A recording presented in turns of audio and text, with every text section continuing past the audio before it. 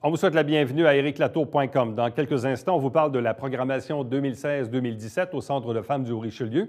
Il y a certaines nouveautés, notamment des nouveautés en sécurité alimentaire, cuisine collective pour les aînés.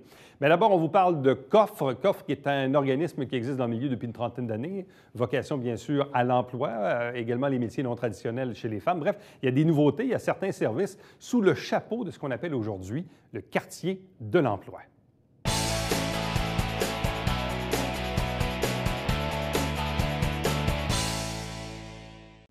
Si je vous dis COFRE, qui est un organisme implanté depuis fort longtemps ici à Saint-Jean-sur-Richelieu, qui offre évidemment une multitude de services, parmi les sujets qu'on va traiter dans les prochains instants, salon de l'emploi, mais également des différents services qui sont offerts aux femmes. On parle entre autres aussi à l'occasion de métiers non traditionnels. Bref, on va tenter de démêler le tout avec nos deux invités. D'abord, Manon Bernard, qui est agente de liaison. Bonjour. Bonjour. Accompagnée de Claudia Bédard, qui est coordonnatrice de l'intervention chez COFRE. Bonsoir et bienvenue. Bonjour. Bon, tout d'abord, Mme Bernard, nous expliquer en gros ce qu'est COFRE, puis après ça, on va décliner évidemment les différents services. Oui, bien sûr. En fait, COFRE existe depuis plus de 30 ans à Saint-Jean-sur-Richelieu. Donc, la mission de COFRE, c'est vraiment d'améliorer la situation socio-économique des femmes dans le Haut-Richelieu, en fait, là, pour se réaliser là, au niveau professionnel. Bon. Et il y a à l'intérieur de COFRE une multitude de services. Et c'est là, évidemment, où on se différencie. Peut-être pour ça aussi que COFRE existe depuis aussi longtemps. Quels sont, en résumé, les services phares de COFRE? Les services pour les femmes, oui. Bien, en fait, COFRE signifie Centre d'orientation et de formation pour les femmes en recherche d'emploi. Donc, on a des formations de groupe.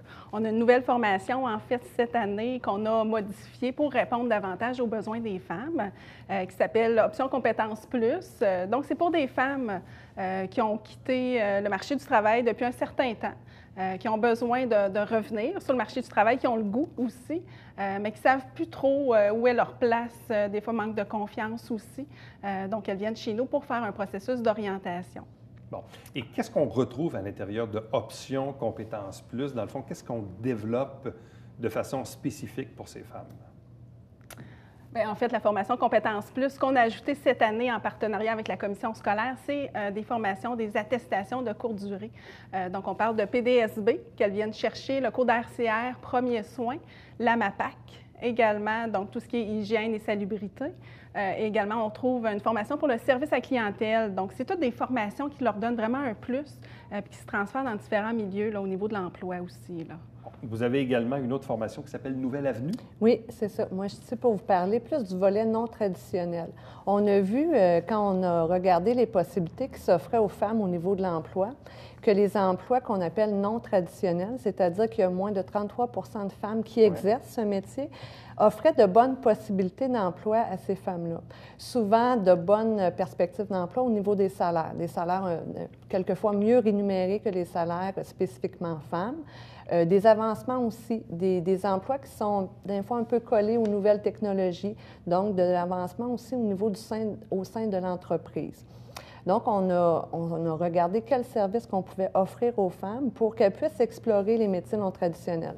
Donc, est venu le programme préparatoire en emploi où les femmes peuvent vraiment faire une démarche d'orientation et vraiment explorer toutes les possibilités, dont les métiers non traditionnels.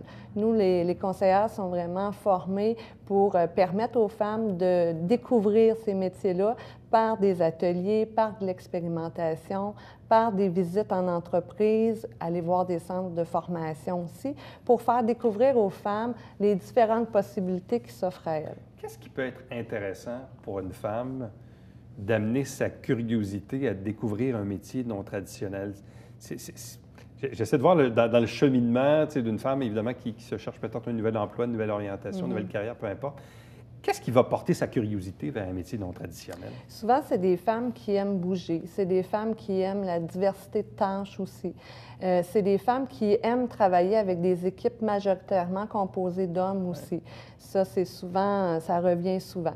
C'est des femmes qui ont envie de faire autre chose ou qui ont eu toujours l'intérêt peut-être de faire des métiers que son père faisait ou des trucs comme ça, où ils ont des intérêts dans leurs loisirs qui sont à caractère un peu non traditionnel, si on veut. Donc, cette femme-là, peut-être qu'elle s'est dirigée pendant plusieurs années dans un métier traditionnellement féminin, mais a toujours resté avec cette passion-là. Bon, si on dit qu'un métier non traditionnel, c'est un métier dans lequel il y a moins du tiers de femmes, est-ce qu'aujourd'hui, en 2016, est-ce que le métier de policière est encore considéré comme non traditionnel? Oui, presque mixte, mais encore non traditionnel. Ouais. Encore non traditionnel? Ouais. Mais ça tend, malgré les politiques d'équité ou les politiques d'accès, d'égalité aux femmes dans certains métiers, reste qu'il y a encore beaucoup de travail à faire. Par contre, si on va dans des métiers comme pompier, pompière ou soudeur... Non traditionnel pour les là, on femmes. est dans le non traditionnel solide. Oui, là. Absolument, absolument. Il y a beaucoup de métiers en demande le dessin industriel est encore un métier non traditionnel pour les femmes, possibilité d'emploi aussi, machiniste. Le centre de formation offre ces formations-là ici à Saint-Jean. C'est des métiers qui sont en demande avec de bonnes perspectives d'emploi, des bons salaires aussi, puis pénurie de main-d'œuvre. Donc, des bonnes possibilités d'emploi pour ces femmes-là.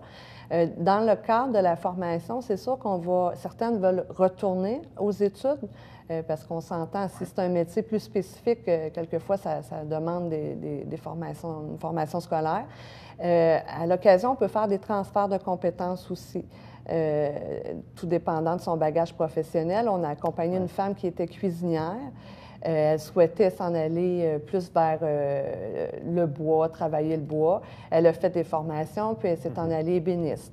Donc, il y a des fois des transferts de compétences qu'on peut faire avec ou sans formation, tout dépendant du bagage professionnel de la personne. C'est sûr que la formation, la démarche de 8 semaines, permet aux femmes vraiment de se questionner, de prendre le temps de revisiter leur passion, leurs rêves, souvent qu'elles ont oubliés avec, il faut que je gagne ma vie, je dois avoir un travail. Fait que ça leur permet de prendre une pause pour vraiment se questionner sur c'est quoi mes intérêts réels. Donc, on parle de nouvelles formations, donc nouvelle avenue, option compétences plus, mais également, vous avez une activité, puis c'est très prochainement, c'est mercredi, le 19 octobre, de 9h30 le matin jusqu'au milieu de l'après-midi, dans les locaux de Coffre au 49 de la rue Saint-Jacques. C'est un salon de l'emploi. C'est un salon d'emploi, effectivement. On a une vingtaine d'entreprises qui vont être présentes de la région. Donc, c'est vraiment un bel événement qu'on organise depuis maintenant plus de 10 ans. Donc, ça a grossi à chaque année. Donc, on est très fiers de pouvoir accueillir les chercheurs d'emploi.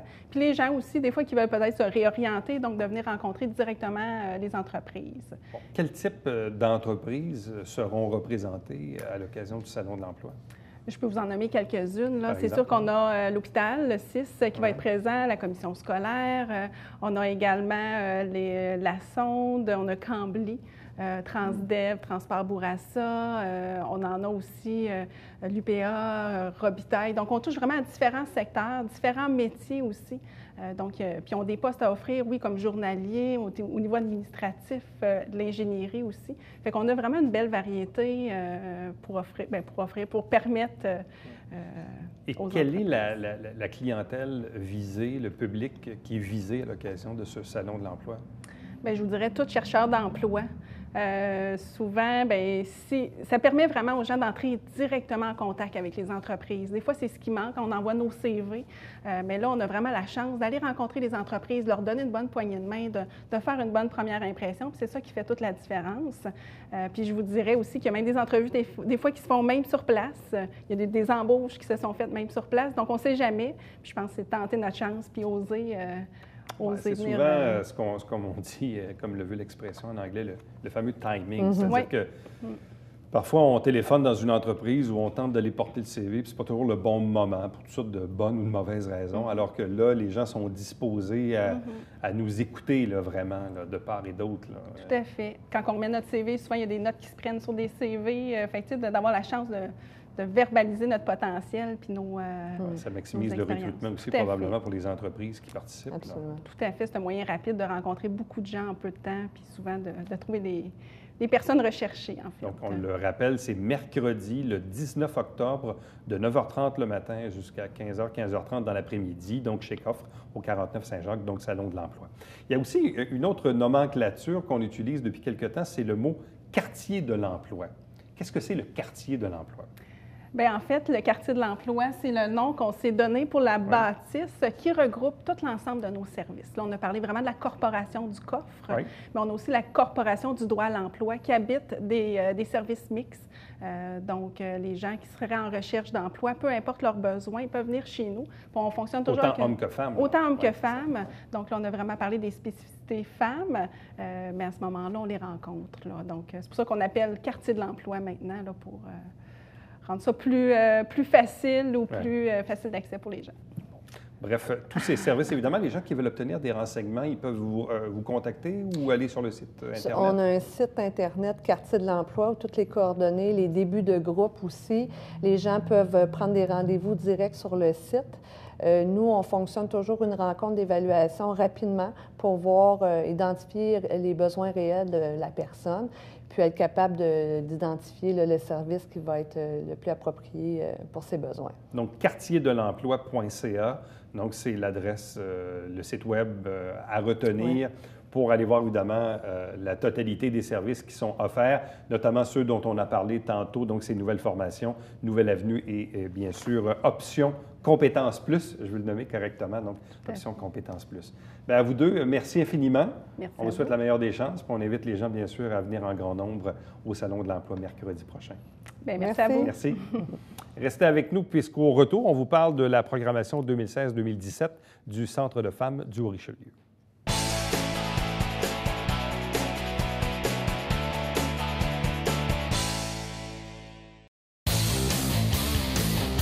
Salut, ici Alexandre Baudouin. Et François Trépanier. François, cette semaine à Sport Express, on parle de football et de baseball. Oui, avec William Julien et coach Marc Labbé. Manquez pas ça.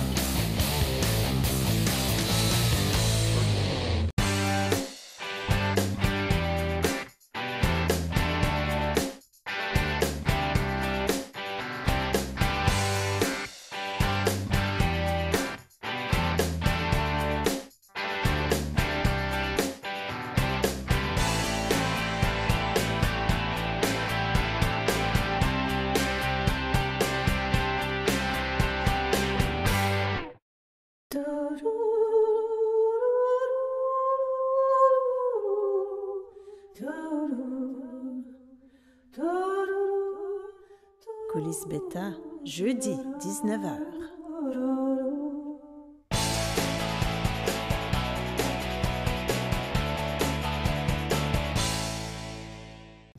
Ensemble, enracinons l'égalité, c'est le lancement de la programmation 2016-2017 du Centre de femmes du Haut-Richelieu. Deux invités pour en parler. D'abord, Alexandra Dessert, qui est agente de mobilisation en conditions féminines. Bonsoir. Bonsoir. Accompagnée d'Esther Prince, qui est coordonnatrice des initiatives en sécurité alimentaire et chargée de le projet Nouveaux Horizons pour aînés. Bonsoir et bienvenue. Bonsoir. Bon, évidemment, c'est un gros morceau quand on lance la programmation parce qu'évidemment, on étale ça sur une année. Vous avez beaucoup de participantes, bref, beaucoup de bénévoles à mobiliser, tout ça. Donc, pourquoi avoir choisi la thématique « Ensemble, enracinons l'égalité » Ça vient d'où? C'est une bonne question. En fait, on a eu la réflexion l'année passée pour la Journée internationale des femmes. Donc, ça a été à la base notre slogan, si on peut dire. Puis on a souhaité poursuivre dans cette lignée-là parce qu'on pense que c'est plus inclusif. Donc, que l'égalité entre les femmes et les hommes, finalement, que c'est pas seulement une question de femmes, c'est une question des femmes et des hommes ensemble. Donc, d'où le slogan « Ensemble, enracinons l'égalité ». Bon. Quels sont les principaux faits saillants de la programmation 2016-2017? Si on parle des nouveautés à tout le monde. Oui, parce qu'il y a beaucoup de choses, il faut dire. C'est sûr qu'il y a eu une reconfiguration, dans le fond, dans nos animations à l'interne au niveau des cafés-rencontres. Donc, on avait l'habitude, d'année en année, de recevoir les femmes les mardis après-midi pour des cafés-causeries, finalement. Puis on a restructuré un peu la patente pour que ça devienne un peu plus, pour atteindre un peu plus nos objectifs liés à notre mission. Puis, on a misé un peu plus sur l'autonomie des femmes. Donc, la moitié de nos activités, si je peux dire, je dis moitié, mais c'est peut-être un peu moins ou un peu plus, est autogérée.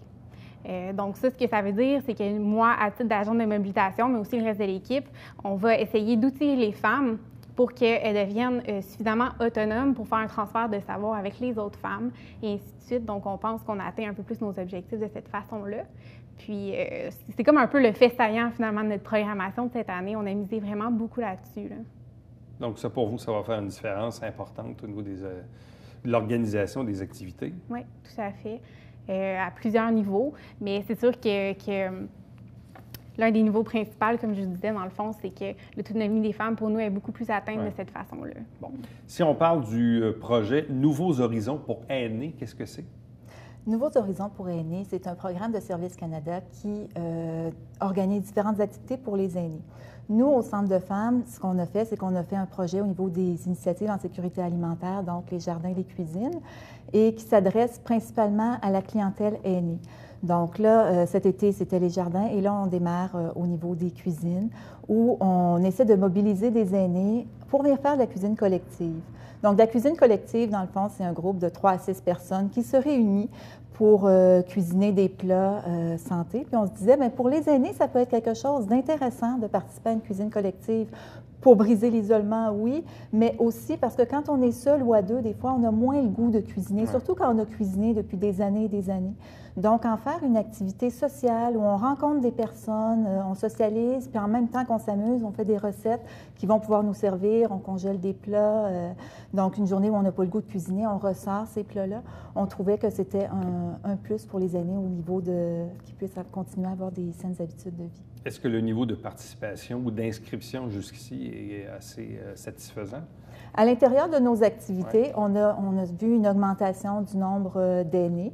On souhaite aussi aller au niveau des organismes qui œuvrent auprès des aînés ou aussi au niveau des résidences pour personnes âgées qui pourraient vouloir organiser une activité comme ça, sociale, pour les résidents. Bon. La sécurité alimentaire, évidemment, c'est la base de tout, hein, si on veut, pour la vie humaine. Encore plus, évidemment, quand on vit dans des situations peut-être où on a un peu moins les moyens, différentes situations, différentes problématiques. Donc, la participation aux cuisines collectives, bon, là, on le parle pour les aînés, mais il y a aussi des activités en sécurité alimentaire pour d'autres groupes d'âge. Oui, effectivement. Donc, tous les groupes d'âge sont touchés par nos activités en sécurité alimentaire. On a des programmes dans les écoles pour initier les enfants à la cuisine. On a des programmes où c'est multigénérationnel.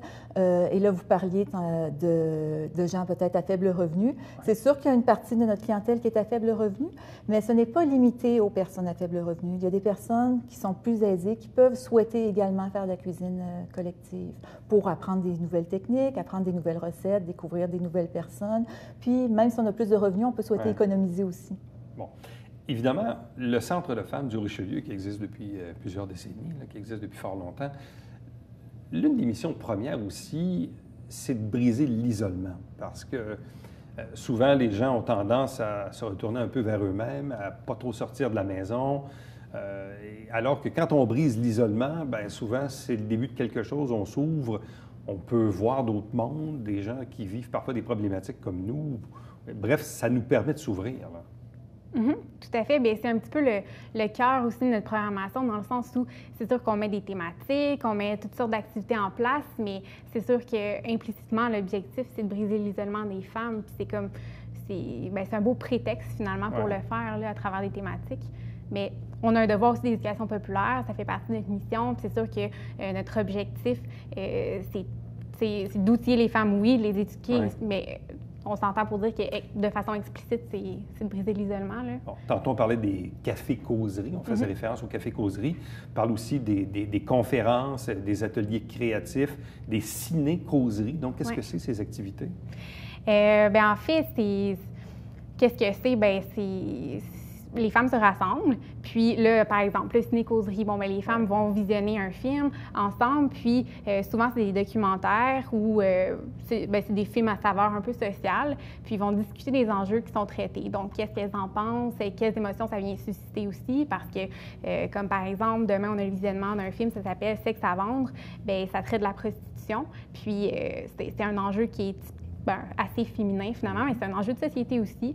Puis on peut se positionner par rapport à ça. Donc, tu sais, c'est ça qu'on va aller élaborer un petit peu, puis on va approfondir aussi nos opinions par rapport à ça. Bon. Là, il faut le spécifier, donc encore pour les prochaines semaines ou les prochains mois, ou peut-être la prochaine année, je ne sais trop. Donc, le Centre de femmes, vos bureaux sont au Centre des aînés, au 125 de la rue Jacques-Cartier, mais vous avez aussi des activités qui se déroulent dans un autre endroit. Oui, donc la majeure partie de nos activités d'éducation populaire se situent au Club optimiste Saint-Eugène. Sauf que c'est sûr que toutes les activités liées aux cuisines collectives, c'est un petit peu partout, dépendamment des cuisines. Mais c'est ça. Le gros de nos activités finalement se déroule à Saint-Eugène. Donc, c'est la salle Bernard-Perrault, je Salle pense, sur la rue Jacques-Cartier-Sud, dans Saint-Eugène. Bon, quand on parle de sécurité alimentaire, cuisine collective, donc à ce moment-là, vous vous promenez d'un endroit à l'autre? Oui, bien, parce que c'est à Saint-Jean, mais c'est aussi partout à la grandeur de la MRC. Oui. Donc, dans les différentes municipalités rurales, on a des locaux pour pouvoir démarrer des cuisines collectives. On a aussi, on va des fois à Famille à cœur pour nos groupes de cuisine collective ici à Saint-Jean. Et à Saint-Jean, il y a aussi différents organismes qui vont nous demander d'aller faire des cuisines collectives à l'intérieur de leurs locaux, souvent s'ils ont une cuisine. Donc, on peut avoir différents lieux pour avoir les cuisines collectives, qui s'adressent d'ailleurs autant aux hommes qu'aux femmes. Bon. Vous avez dit, évidemment, puis c'est probablement le mot-clé, le centre de femmes, ce n'est pas que Saint-Jean-sur-Richelieu, mais bien la grandeur de la MRC. Je sais que depuis plusieurs années, les dirigeants de l'organisme tentent vraiment d'ouvrir des points de service puis d'inviter les femmes qui habitent peut-être un peu plus éloignées, à Clarendeville, à Noyant, à Saint-Paul-de-l'Île-aux-Noix, à participer aux activités du centre de femmes, que ce n'est pas qu'un organisme dédié au monde urbain, mais à la totalité de la MRC. Ça, c'est important de le dire, ça. Oui, tout à fait. Puis on a des activités aussi en éducation populaire qui se tiennent en ruralité, mais c'est sûr que la majeure, c'est des activités de cuisine collective, sauf qu'on a des cafés-causeries à Saint-Grégoire. Donc c'est ça, on tend à essayer de vouloir nous éparpiller un petit peu en ruralité. Là. Mais c'est pas toujours évident non plus. Puis à travers les années, c'est la solidité, en fait, des groupes qui n'est pas évidente à maintenir. Là. Fait que c'est ça. Il faut les maintenir. Donc, puis aussi, évidemment, en cours d'année, on le sait, là, quand on arrive un petit peu après les fêtes, là, il y a appel de candidature en prévision de la Journée internationale des femmes, avec le dévoilement des personnalités, tout ça, les prix, les bourses. Donc ça, c'est une activité, en fait, c'est une activité importante dans l'année, mais qui se déroule, disons, après les fêtes. Mais vous allez embarquer là-dedans dans pas tellement longtemps. Oui, c'est ça. Bien, on commence déjà à mijoter un peu là-dessus, mais on ne peut pas en dévoiler plus. Ça, mais évidemment, ça va être un gros morceau de la programmation. Oui, donc, si on va sur www.centrefemmesaurichelieu.ca, qu'est-ce qu'on va retrouver comme information? Toute notre programmation s'y retrouve. Il y a le dépliant au complet qui est mis en format électronique. Sinon, parmi les onglets, bien, on peut aller voir un petit peu plus c'est quoi la mission puis les activités de façon un peu plus précise, là, mais toute l'information s'y retrouve. Comment s'inscrire, comment devenir membre, tout est là. Bon, parce qu'en ce moment, je ne me rappelle pas des chiffres, mais vous avez quand même plusieurs centaines de personnes là, qui, année après année, fréquentent vos différentes activités, plus les bénévoles qui s'y rajoutent, plus votre équipe, l'équipe de permanents. Bref, ça fait quand même, ça touche pas mal de monde, là. Oui, c'est assez large. Oui, bien aussi, si je regarde, je connais plus au niveau des cuisines collectives et des jardins, mais au niveau des cuisines collectives, on touche aux alentours de 150 personnes par année, ce qui est quand même beaucoup. Et ça, c'est vraiment les personnes touchées par les cuisines collectives. Si on rajoute les enfants dans les écoles, on monte à plusieurs centaines d'enfants qui sont touchés, les personnes qui viennent au niveau des jardins. Et toutes ces personnes-là aussi qui viennent à nos activités, leurs familles aussi sont touchées parce qu'ils ramènent ces connaissances-là ou ils ramènent ces plats-là à la maison. Donc, en bout de ligne, il y a vraiment plusieurs personnes qui sont touchées. Mais vraiment, on le rappelle, donc parmi les nouveautés cette année, cette ouverture à l'égard des aînés en sécurité alimentaire. Donc, c'est vraiment un des gros morceaux de la nouvelle programmation de cette année, là. Exactement, de miser sur cette clientèle-là. On s'apercevait que c'est peut-être une clientèle qui venait un petit peu moins à l'intérieur de nos programmes de sécurité alimentaire. Donc, de leur faire connaître le programme. Et à ce moment-là, on a généralement une bonne réponse. Et vous avez dit tantôt que c'était amené par Service Canada, c'est bien ça? Oui, c'est ça. C'est un programme. Le programme Nouveaux Horizons pour les aînés est un programme de Service Canada. Et nous, on a fait une demande pour qu'on puisse développer les cuisines collectives et les jardins auprès des aînés. Donc, lancement de programmation 2016-2017 du Centre de femmes du Haut-Richelieu. Donc, vous avez l'adresse Internet au bas de l'écran. Donc, pour obtenir toute la liste des activités, les conférences, les cafés-causeries, les activités à venir, le nouveau programme, évidemment, pour les aînés dont on a parlé, les cuisines collectives et tout et tout. On a fait le tour? Oui. On a fait le tour? Rapidement. Rapidement. Merci beaucoup. Puis on invite évidemment les gens à participer en grand nombre à vos activités. C'est important évidemment de soutenir le Centre de femmes du Haut-Richelieu. Merci beaucoup. Merci. Restez avec nous puisqu'au retour, on vous présente le Babillard quotidien.